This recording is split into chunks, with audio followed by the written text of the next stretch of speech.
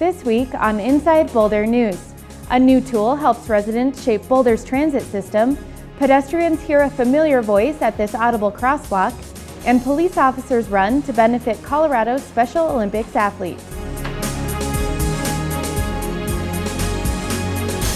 Welcome to Inside Boulder News. I'm Natalie Wood. It's already easy to bike and ride the bus in Boulder, but this spring the city is asking for your ideas to make it even more convenient. The call for ideas is part of the 2013 Transportation Master Plan update. The transportation system in Boulder has really come from this community. The ideas that we've had around the HOP service, the SKIP service, the EcoPass program, the Neighborhood Pass program, what the bicycle system works like and acts like. A lot of those ideas and a lot of the inspiration for those projects and programs and services have really come from the Boulder community.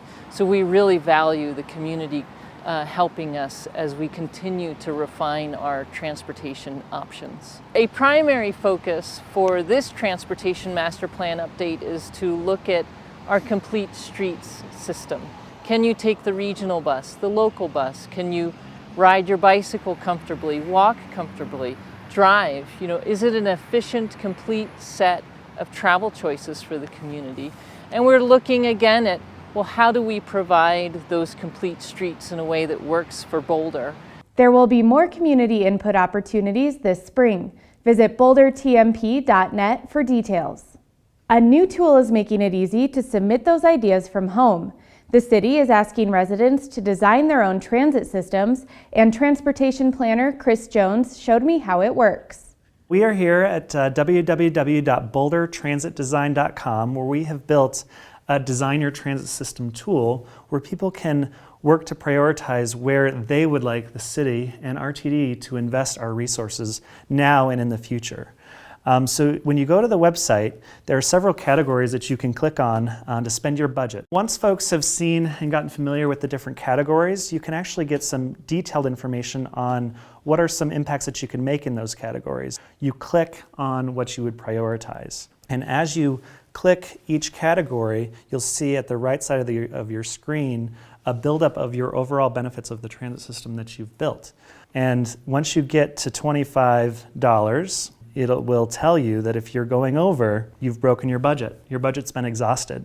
So you have to go back and try to get to the exact $25. So it's really a fun way to take a look at seeing how you would mix and match expensive priorities and ones that are maybe not as impactful, but they're a lot cheaper to implement. So it's really an interesting way to see how we as transportation planners kind of go about prioritizing the things that we can accomplish within an existing budget. This makes people more aware of all that goes into planning a transit system. How is getting their input in all these areas going to help the city? We have a lot of online activities. We're really doing more and more online community input because we want to provide opportunities for people to be involved any time of the day.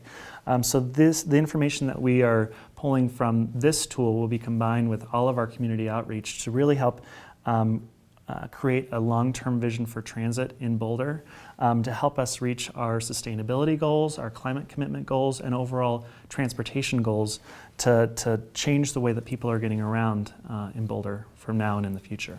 Great. Well, this is an excellent way to get started on that. Thanks for showing us. The Design Your Transit System tool will be online through June. The city will then analyze the results in July and present the overall TMP update to Council in late 2013. There's something different about the crosswalk at 49th and Pearl. A familiar voice is helping the visually impaired safely cross the street. It can be a dangerous intersection, with cars zooming off of foothills and a high pedestrian presence, some with visual disabilities making their way to the State of Colorado Division of Vocational Rehabilitation. They have offices on the south side of Pearl Parkway here, and they work with clientele to train them to return to the workplace after various injuries and other impairments, including some of their clientele with visible disabilities and so forth. Often they ride the bus to get here, and so as part of that journey, they're going to need to use this traffic signal. That signal used to only chirp or tweet as an indicator for pedestrians. But the new system has a clear message, and you just might recognize the recorded voice. Pearl. Walk sign is on to cross Pearl.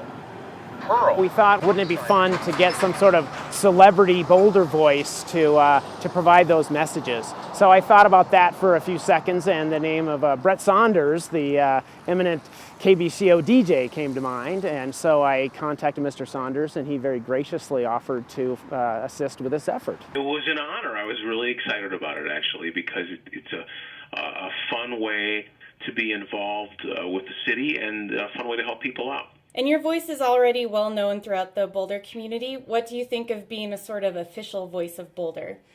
I don't know if I'm the official voice of Boulder. I'm not really authoritative sounding, so I don't think of myself as like, an official voice. But it's thrilling. It's exciting, and it's kind of nice to be. Memorialize isn't the right word because that would suggest that I'm dead. But it's nice to be sort of pseudo-immortalized in that way. Right now, Brett is immortalized at 2 signals on 49th and Pearl. Wait to cross Pearl at 49th. Each crosswalk costs about $1,000 to retrofit with the audible message, so adding the system to an entire intersection would cost $4,000. The city will evaluate the new signals to make sure they're working as intended before adding more locations around Boulder. Time is running out to save money on your energy bill. For a few more days, Boulder County residents can schedule a deeply discounted home energy assessment through the Energy Smart program. After May 15th, the assessment will jump from $90 to $135. The cost pays for a technical expert to evaluate your home and pinpoint energy wastes and leaks. You also get time with an energy advisor who helps guide the often confusing steps of home efficiency projects. Visit EnergySmartYes.com for more information.